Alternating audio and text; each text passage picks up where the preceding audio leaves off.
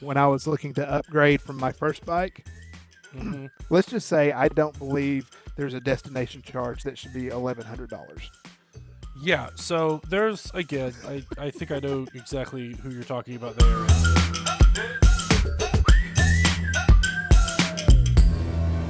Welcome in to Live on Two Wheels. We're going to talk about buying your first bike at the dealership. Of course, you can always do like private sales from Facebook Marketplace, but we'll talk about that another time. The dealership, the pros, the cons, and Patty Rick, you may have a little insight into this as well. I certainly do, as someone who's bought and sold many a bike private party and bought and sold many a bike at the dealership, and having worked at a dealership for a number of years, I do have a particular expertise on this particular field. Right. So, would you, out the gate, let's just say, would you recommend a person buy their first bike from a dealership? Generally, yes.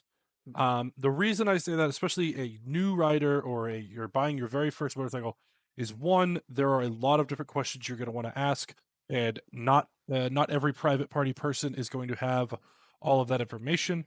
Going to a dealership is going to allow you to sit on a various amount of motorcycles to figure out what fits you, your body type, your size, your style, whatever you want to be doing with that bike, to ensure that you get a bike that you actually like. Not just, I was told this is a good bike, so I found one on Craigslist or on Facebook Marketplace and I bought it, and it turns out it sucks, or turns out it's way too powerful, or whatever, or I don't like riding off road like I thought I would, or what have you. Mhm. Going to a dealership lets you sit on a lot of bikes, lets you ask a lot of questions to people who are, who should be, experts on the product. And generally, you do see that the salespeople there are not going to let you get on something you shouldn't be getting on. Yeah, What, most dealerships, people have a conscience. They're not going to put a brand new rider on a Busa. right, and the Boost is the one you always think of, Yeah. um, which was always like the iconic bike when I was growing up. Oh I yeah. don't I know. mean, Busas were always super cool looking. It was just the bike. One thing that I will say that is a plus for going to the dealership for your first bike is there is going to be at least a certain level of quality that you're getting, even from a used bike. Hmm.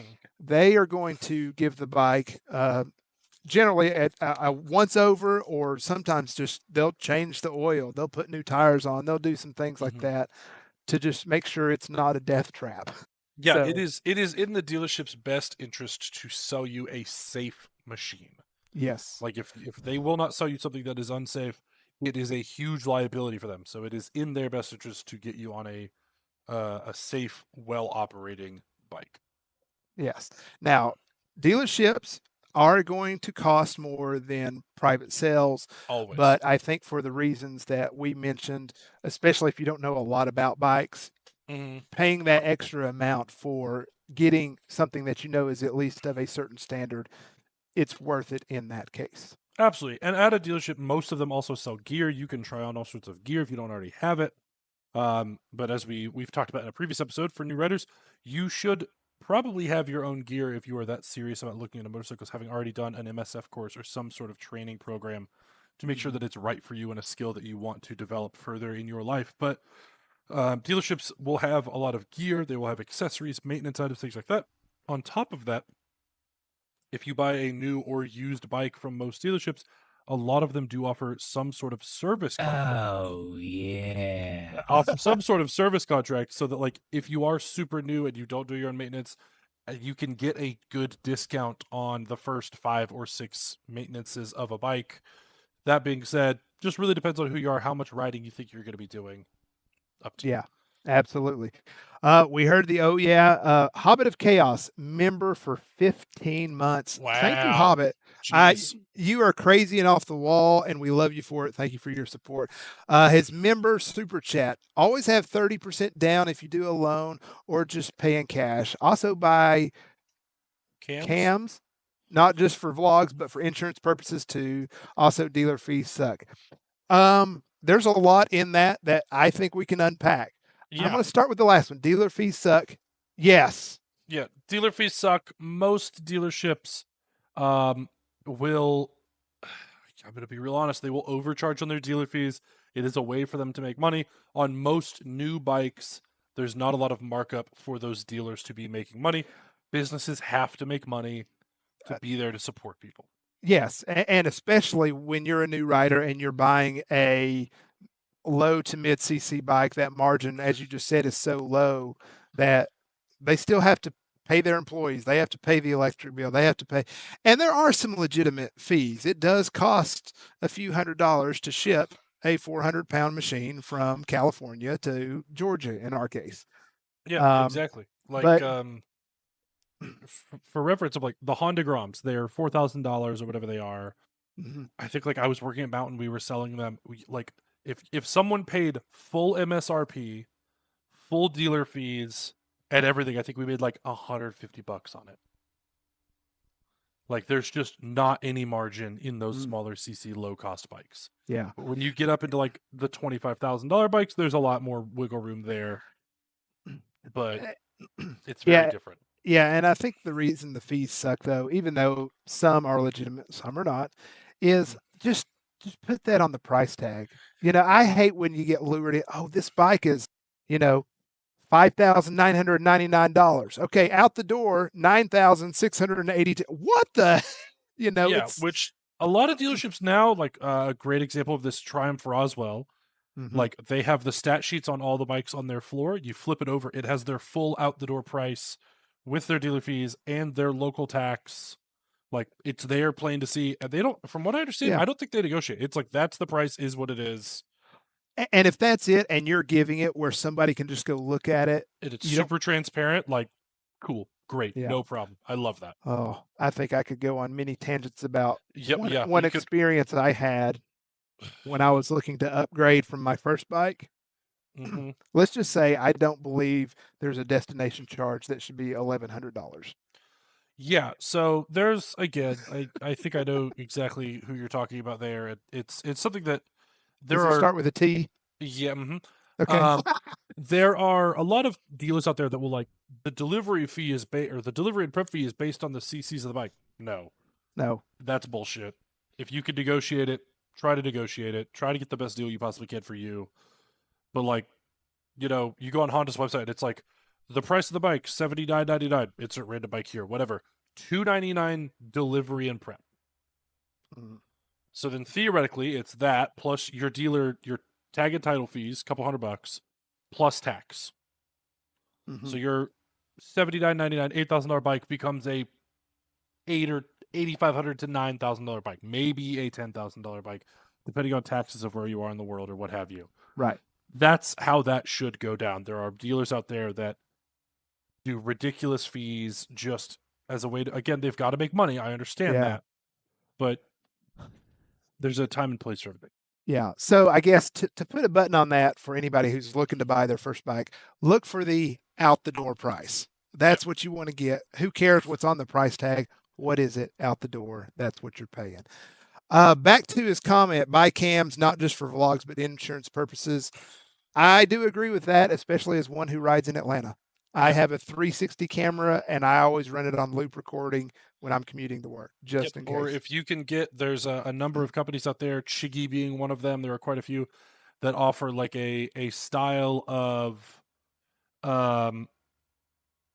like a dash cam essentially for motorcycles. It's a camera that faces forward, a camera that faces back, and like telling your insurance company like, hey, I rode a motorcycle, but I have a dash camera that runs all the time. Mm-hmm. And like, or I run a helmet cam and it works as a dash camera. Like, tell your insurance company that will help you out in the long run. Yeah, absolutely. Last thing he said, always have 30% down if you do a loan or just paying cash. That's where I'm going to be like, maybe. Depends on the situation. It depends on the situation. Yeah. Yeah. I mean, And your credit. So, yeah, and we could do a whole episode just on, do you finance a bike? Do you not? I think we've done episodes on that previously. yeah. So feel free to go look back, but we can definitely do one here in 2025. Yeah, just real quick, one thing to note on that, if you do finance a bike and make payments, you have to get full coverage insurance on it because it's not totally yours until you pay it off. So yeah, the bank owns it. Now that being said, I'm of the idea that you should always have full coverage insurance. I'm a big proponent of insurance in general. I could talk a lot about it's anyway, but be over insured for whatever situation you have going on. It's only going to help you. Right. Absolutely. So, what else with going into a dealership that you would say buying your first bike? What are the things that people need to be mindful of? Well, so As kind of big. I think sticking to the financing side of things is a great thing about. I mentioned earlier going into a dealership is you have the opportunity to buy gear there. You can in most dealerships also finance that gear into your purchase. Mhm. So if maybe you went in there and you're not expecting to spend six, seven, eight, $900, $1,000 on gear, you can lessen the blow of that by rolling it into your financing. Now, there are lots of questions and different variables when it comes to financing, so I don't necessarily recommend that for everyone. Sure. But if you're in a situation where it makes sense for you to do so and you don't necessarily have an extra $1,000 cash up front, it's a great way to make sure you are safe and protected. Again, maintenance programs from dealerships are great. Having a shop that is, you know, put their hands on the vehicle that knows that it is safe and good for you Mhm. is really really helpful. So those are kind of my big things. I would say when you go into a dealership with the intent to buy, make sure you've educated yourself enough on, especially if you're looking at a particular bike or maybe a couple different ones, and also the gear if you're looking to roll that in, as Pat said. That way, you're not purchasing things that you don't necessarily need. Mm-hmm. Because I mean, salespeople they upsell. That's what they do. That's their Why, jobs. why does the waitress and waiter ask you if you want dessert at the end of the meal? They're trying to upsell. You can always politely decline. But if you know what you're going in there for, that can kind of help. Mm-hmm. They can also see that you also have an idea of what you want and will say, okay, let me just help you get to where you want to go. It makes it a lot smoother as well. Um, Also, salespeople have to know all the bikes in the showroom, at least to some degree, Yeah, but they're not going to know everything about every bike. they're not going to know everything about every bike. So if you're really focused in on a couple bikes, know what it is. You can ask questions about it, and then maybe they can fill in some gaps, and y'all can work together on that. But just go in with a little bit of research done. Don't Yeah, go in and completely cold. and go in with some grace for your salesperson or whoever you end up working with, Yeah. because again, like I said, like as somebody who's worked at dealerships, I don't know or did not know or no one knows every single thing about every single bike. But if you've been researching one Hmm. and you come in, you probably have done a lot more homework on that particular bike, unless it's something super popular, than that salesperson has. So they might not know every question, but I would be mindful. Don't let people BS you. Like, I'm totally cool with when I were to do somebody asked me a question. Hey, I don't know the answer to that off the top of my head. I'm happy to find out for you. Yeah. Those kind of people are the best people, in my opinion, to work with. Don't let someone BS you and give you a bunch of shit. And like when you know they're wrong, maybe that's maybe not the right person for you, or maybe if they're just a little bit, oh, well, I think it's this, but I'm not really sure, or whatever. Like, have some grace. Not everybody knows everything about everything. Sure. I mean, some people want to act like it, Very true. but yes, don't let them Hmm. talk you into an $1,100 destination charge. Yes. Someone sounds a little salty, but I mean, that was. I mean, I wish there was a camera on me because, like, when he started breaking it down and said that, like, you could see my face was like, "I'm done with you." Like, yeah. so Like, anyway, nah, I'm good. nah, that's it. So, Yeah. but yeah, If dealerships. I mean, they are a great place to start. You do hear horror stories, and there are some out there that are a little sketchy. Some try to upsell too much, but um, just kind of prepare yourself and go in to, as Pat said, to work with them, not against them. Yeah, Um, and the kind of the opposite side of the coin is going private party and buying a bike that you have no real hardcore maintenance history on. You don't know if it's been run through a shop. You're just trusting this random guy or gal or person, whatever. I know what I Random. have. Yeah, I know what I have. Um, Listen, it's got oil in it, so it don't need no change. Okay, it's got oil in it. All right, like Oh, oil, but like buying private party, you will save money almost always, but you also are playing a huge gamble of like, has this bike been totaled? Has it been fixed? Like, there's we could do a whole episode on what to do if you're buying private party, because there are a number of things. Motorcycles are the Yeah. most stolen vehicles on the planet. I have nearly bought a stolen motorcycle off of Facebook. So, Hmm. there are things to look out for. We could do a whole episode on that. Yeah, if the price is too good to be true, it probably is. So, Yep. If you guys anything want to else? see an episode on private party sales, jump down in the comments down below. Let us know. Jump over and chat if you're here on a live show, and we could maybe do that for you guys. Absolutely. Anything else you want to add about buying from a dealer? I think that's it for me. I think that's it. So if you're out there going into a dealer, prepare yourself. Good luck and enjoy the ride. Mm-hmm. And scene.